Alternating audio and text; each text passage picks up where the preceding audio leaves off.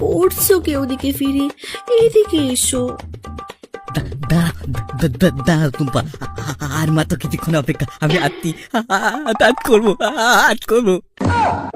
ওই গো, এসো, আর পারছি না, এসো। আরাম দাদারা, তোদের আমি ছাড়বো না, আরাম দাদারা, ছাড়বো না। ভোলু ভোগা, পালা শিগগির। বাবাজি তেলে যে লঙ্কার গুঁড়ো মিশিয়ে দিয়েছিলাম, তার কাজ চালু হয়ে গেছে। চল চল চল।